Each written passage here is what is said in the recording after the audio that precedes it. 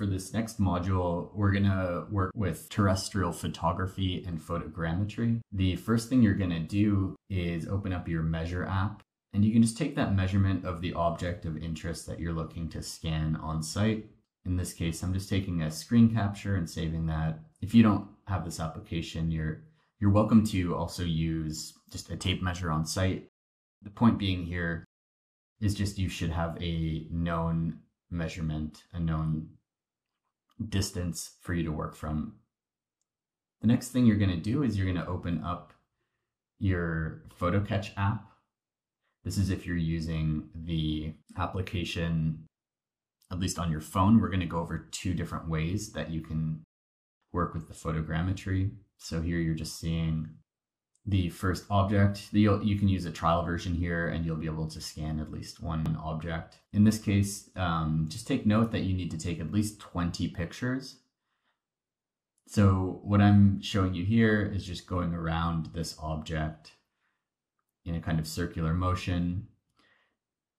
Take into account that this object is quite large. This is going to be a more difficult kind of scan than, let's say, a rock or something like that I'll show you in a second. And a big part of that is, you're going to have to take more pictures as you move around the object to get a better scan, but you're also not necessarily going to be able to take photos of the top of this object. So you're not going to have as much resolution for the overhead of this object. Now, of course, I'm calling this a kind of terrestrial photography, which will lead to us demoing some photogrammetry software, not like the application we're in right now. But if you had a drone or something like that, you would be able to, fly in a kind of lawnmower pattern above this object and really capture a lot more of it. So there are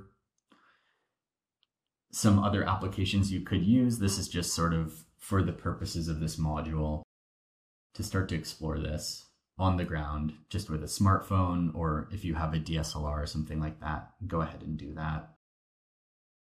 So between measuring the object and starting to move around it and taking at least 20 images, that's how you're going to be able to start this project. Now, keep in mind, if you don't want to use the app that I'm showing right now, this is the PhotoCatch app, you can also just take the photos the same way you normally would.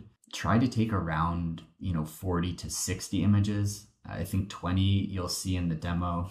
Once I open up the actual app, it takes a little bit of time for them to process it, but once you've had a chance to go take a look at it, you can see that the information here, it's not great, right? The resolution's not great. Orbiting around here, there's lots of missed data. Now, I went ahead and took a different scan of this as well, so I'll show you. This is not to say the PhotoCatch app doesn't work well. This is just, I've only uploaded 25 images in this case. So just know that if you do want to send it to yourself, go to OBJ, and then you can just email it to yourself, AirDrop or whatever. On this same day, I also just took a moment to scan something smaller, like a stone. So just remember, right at the start, you need that measurement because you are going to have to scale this object later on in 3D space. But once you have your measurement, maybe just do a screen capture or write that down somewhere for yourself. And I can show you just on my machine here. I didn't record the other photos that I took, but I do have an example that I can show you, 2 different ones. So I went ahead and took far more photos, more than the 25 here. So this is really the amount of images I ended up taking. Let's close out this. Lots of pop-ups here. So as you can see, I'm taking lots and lots of images orbiting around this, far more than I did in the original demo. And similarly, I did this also with a stone as well. So you can see how this would be super valuable for us in landscape architecture. If we find a stone that we may want to move somewhere else, of course, this is already an ornamental stone cited in a landscape design, but You can imagine going to a stone yard or something and wanting a perfect model of this. So this is how you would do it, just kind of orbiting around, make sure you get the plan in and things like that. Now you can see I have a bunch of different folders here already set up. These are the different ones that I had sent myself from PhotoCatch. So I have the original model that we were just looking at on the phone, which is an OBJ file. And I can show you that. Just open with Rhino 7. You can see there's a couple other images. Those are just the textures. And it'll come in just like this, normally on its side. Right click rendered if you need to see the materials.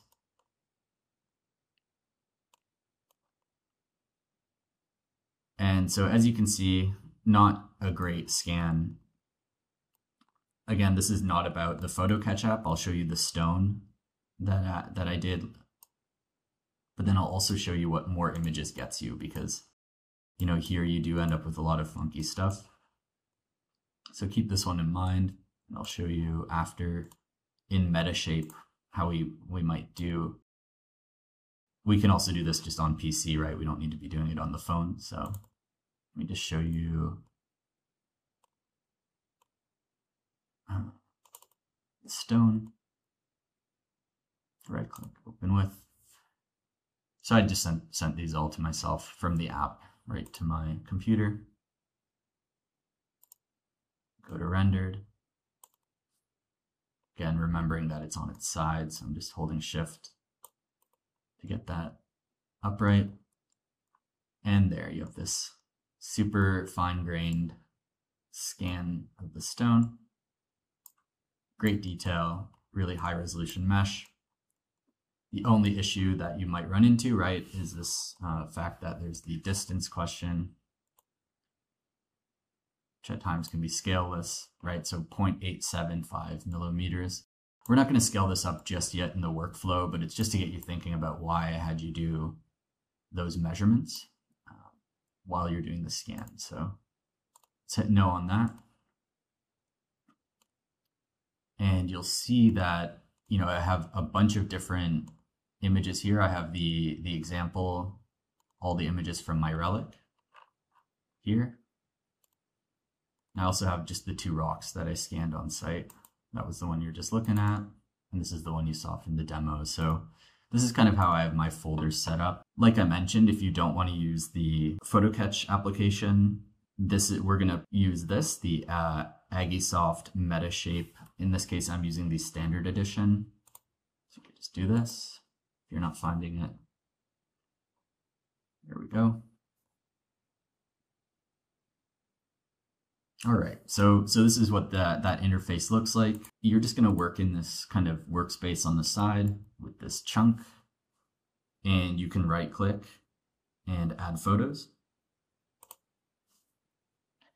or a folder for that matter, but I'll just do it manually with the photos.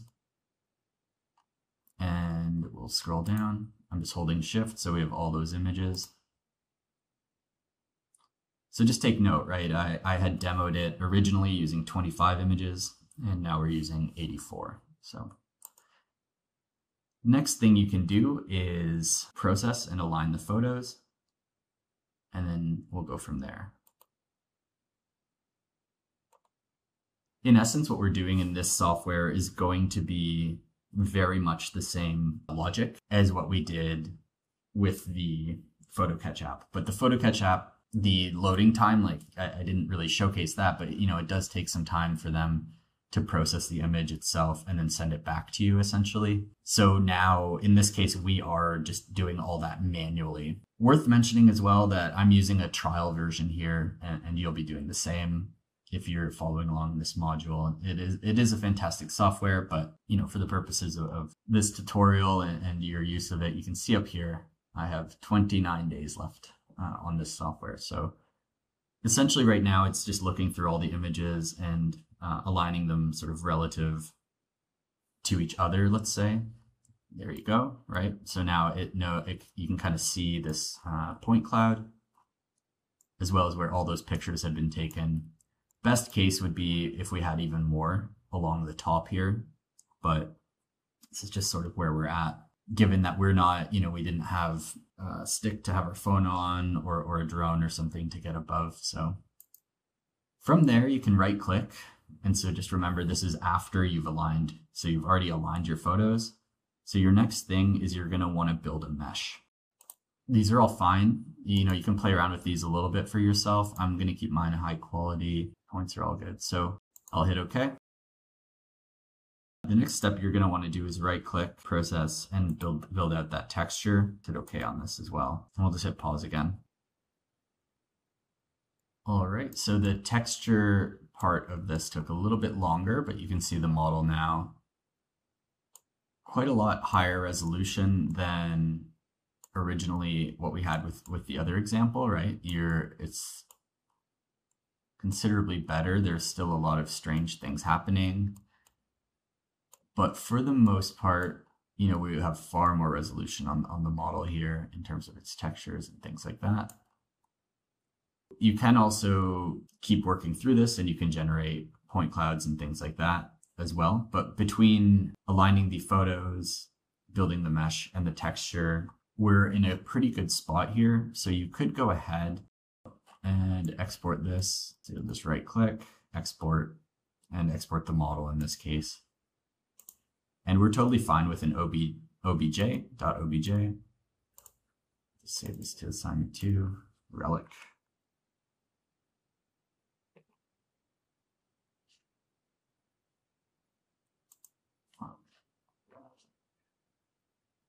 Should be all good to just keep this stuff to what the defaults are, but we can take a quick look in Rhino. And let's go take a look at that file then. So here we are, that's the material file. That'll be just linked, so we should be fine just opening this.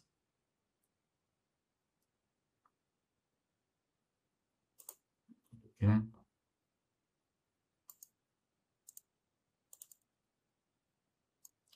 It's shaded. Let's see what it looks like in render.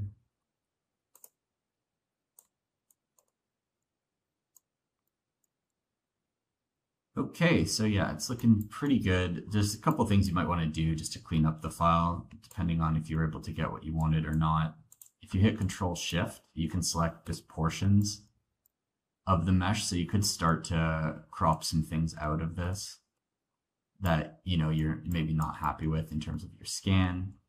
You can see the kind of texture of the grass, goes from high quality to sort of blurred and strange. So it could very well be that you're making some decisions about how to crop this. Now I'm just doing this kind of manually, but you could also go in and go to your top view and start to draw tighter geometries for yourself and trim from there.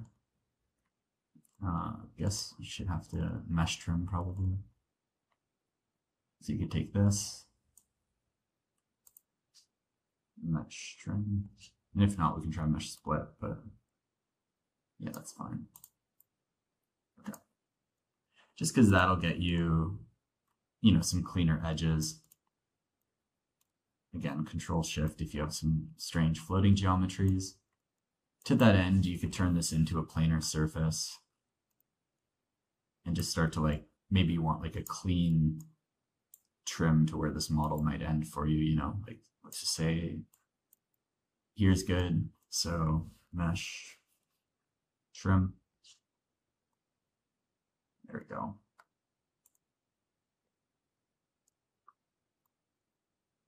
So not bad. There's a couple other things we could play around with in the Metashape software, but all in all, you can see the top's not going to be great, right? It's not going to have much resolution, just given that we were doing more terrestrial scan on the ground.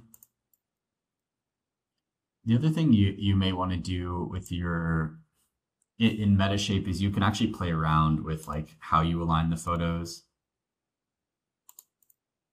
Are they medium accuracy or the highest accuracy? Are they sequential or are they estimated? Estimated, I think, is good. And then similarly, when you actually build the mesh, you know, are they tie points or the depth maps? I might actually recommend the depth map because I think you'll get a better output from that, and then the medium and high is fine. So let's try that, and we'll just do a default here. It's going to take quite a bit longer, but you'll see just when I compare like this demo of how it looks, like especially the legs here, to the next one, I think you'll see some differences. So let me go ahead and hit pause just on my recording, and we'll go from there. All right, so as you can see, that using that second function actually cleans up our model even more. So let me just go over that once more here. When you go to your build mesh, you want to use the depth maps, not the tie points. And those are going to get you, as you can see now, hit cancel on that because we've already done that operation. So, you know, now you can see these posts appear to be, at least in my view, a lot cleaner. And so that is going to be a big difference for us in terms of the model. So you don't actually have to delete quite as much information out. You know, you still have some things that went not great in the photogrammetry, but this ends up being, even the top being considerably higher quality. So from there, you know, now that we've gone through, we've built the mesh using the depth map instead of the tie points, we can go ahead and right click, export, and we can export the model.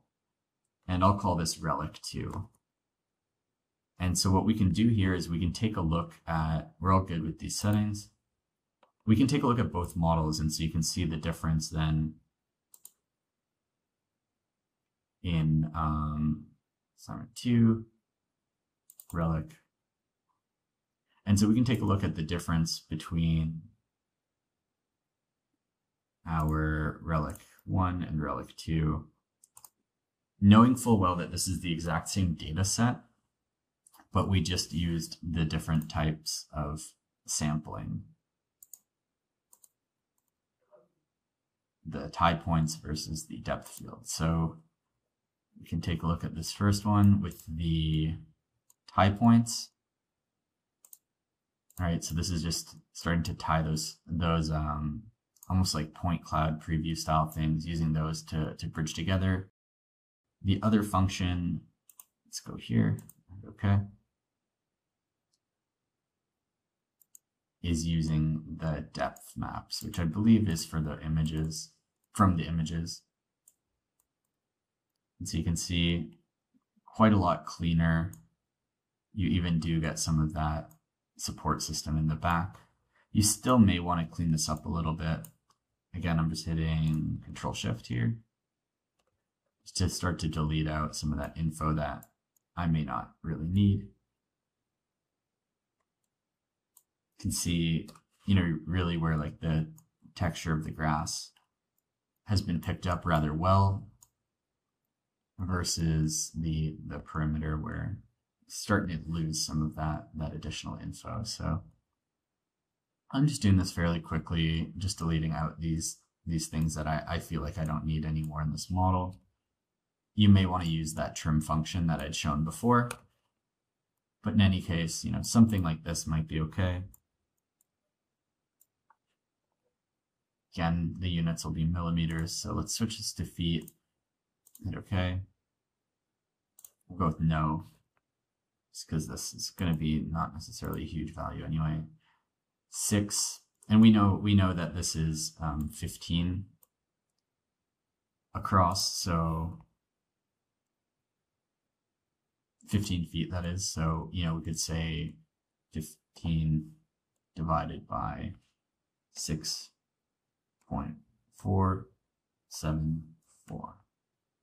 So that's our scale factor, 2 point, and all those decimal points, which we could just copy, highlight this, scale from any point, and paste that value. So now we should be a little closer to that. Yeah, 15 feet. So that'll get us pretty close in terms of what we're interested in. And you could go ahead and start to take you know, like a person that you can just download from like a SketchUp warehouse or something, or a 3D warehouse. Used to be SketchUp warehouse. So even now you can start to take your person, who it seems to me is out of scale. If I just go from that foot of this person and say 6 feet up, yeah, you can see they're quite small. So you can scale these as well, just scale. And then I'll just pull them up. You can just eyeball this, they don't need to be exactly that height. It's just sort of somewhat a rule of thumb. And from there, you can start to take that person, bring them to your site, zoom select all, you know, and you can start to create a kind of scene. Could be that the textures are weird and kind of creepy looking. So maybe you want to play around with that a little bit too, or the axis of this might be slightly strange. But create a little scene for yourself, to try to tell a little story about your site. From here, you know, you could start to, you know, if you're not happy with the material texture here, you can override it and just make this person like a solid color, something like that.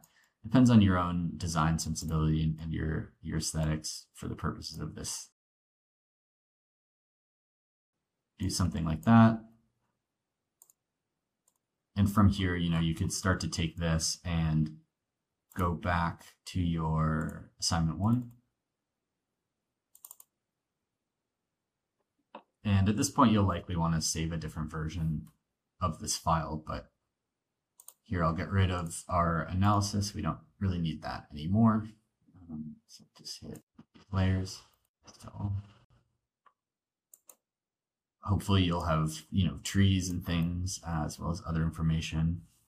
And I may just move this to the origin since I know the output's going to be a render anyway. 0, 0, 0. Select. And from there, you could just take your, you could start to just copy here, take this scene that you've made for yourself, and maybe you have more people and they're responding more generally to your object, but you can start to think about how you might integrate this scene. I mean, that object is just over here somewhere. And we can go to our rendered view, and you can start to kind of play around with like how you cite your object, the angle and all that. You know, and maybe I want it to float above so I get some of that grass texture still.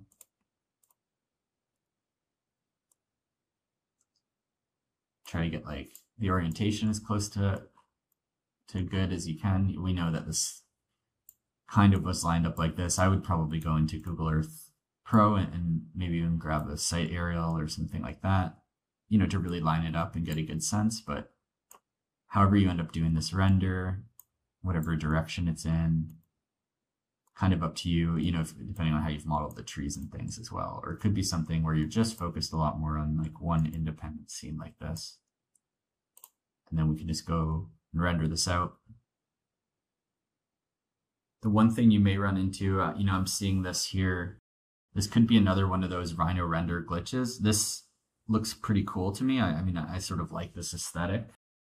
But if you did want the material texture on it, I recommend hitting stop. And you may have to just switch back to your Rhino legacy renderer because it looks like the regular Rhino renderer may not be able to pick this information up. So let me just take a look and see if that's the problem.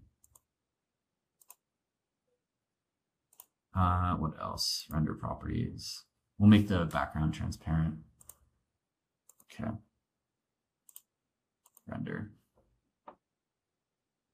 Yeah, so that's how you'll likely have to do the workaround to get these textures in it if that's something you're after. I'm gonna hit pause on this while it renders and then we can circle back. All right, so you can see just what that final render looks like, but also what the elapsed time is, nearly 9 minutes of rendering time for this. So it does take a while. From here, you know, you could save this as a PNG to maintain the background,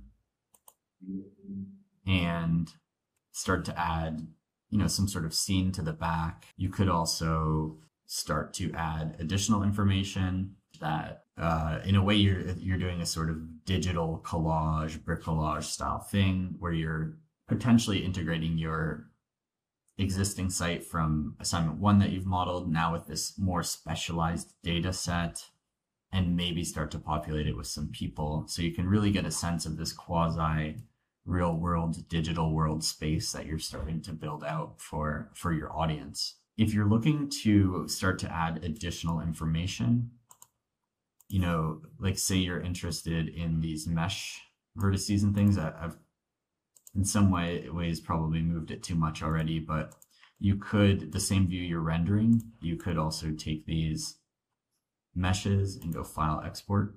In this case, Export Selected. And you could take these as an AI file.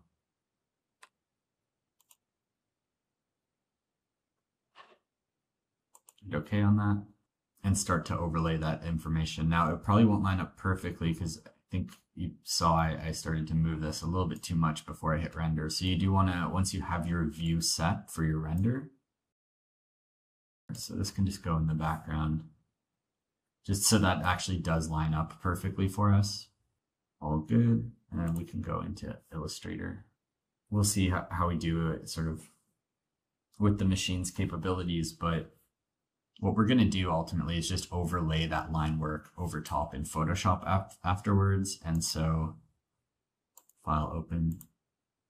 In this case, we want to open the second one. And let's just take a look at what this mesh looks like for us. It'll be like a lot of information, but it shouldn't be like a crazy amount. Let's say highlight it. Should be manageable for you. Maybe not with like the Rhino render going on in the background. That might be a little bit too big of an ask here for the machine. And if not, I may just hit pause here, because between the screen recording, the Rhino render, and Illustrator, that might be asking a little bit much. So let me circle back here. I'll hit pause and we'll reconvene once some of this loading is done.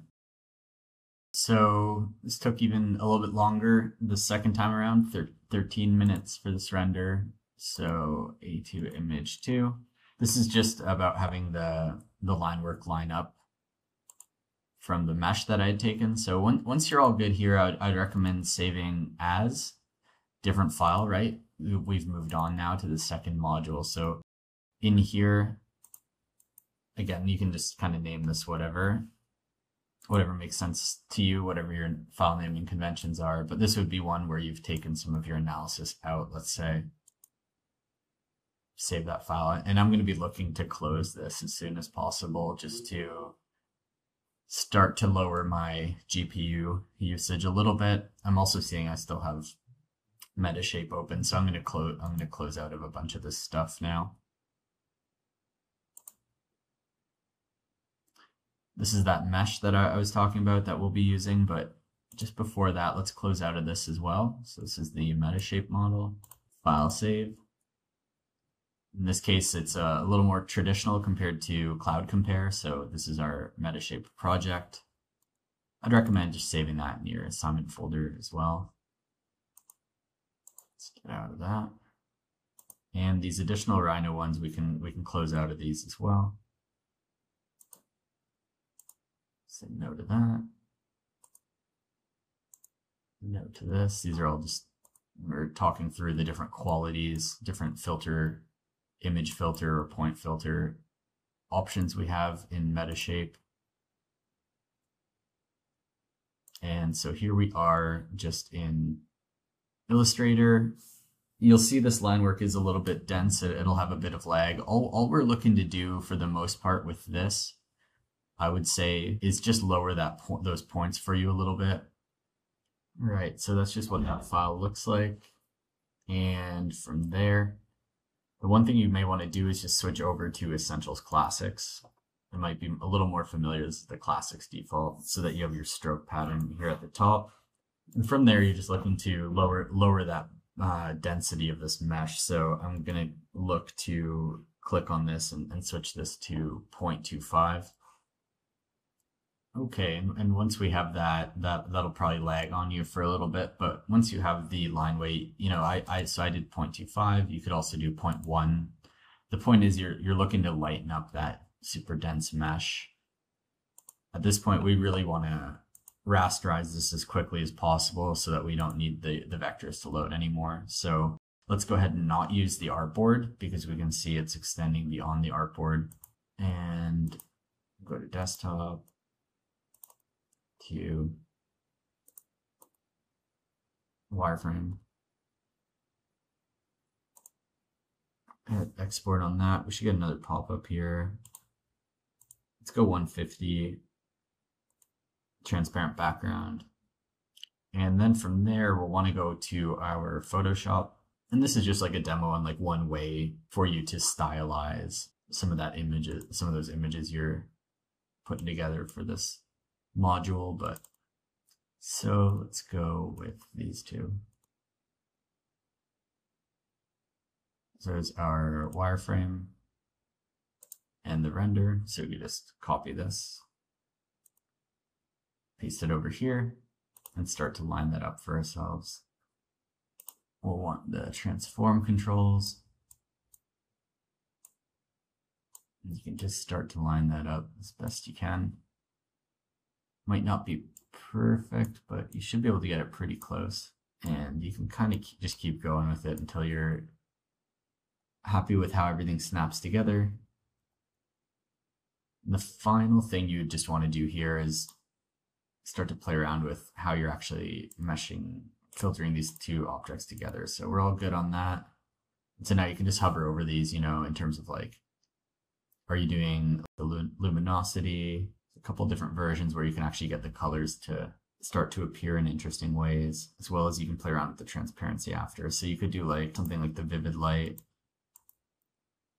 and then just play around a little bit with the transparency or soft light. And it'll be kind of up to you to choose if this even is like an aesthetic that you think works for your drawing or not. Could just even be something like this, like something where you want to hint at it being digital. Let's see what that looks like with a bit more.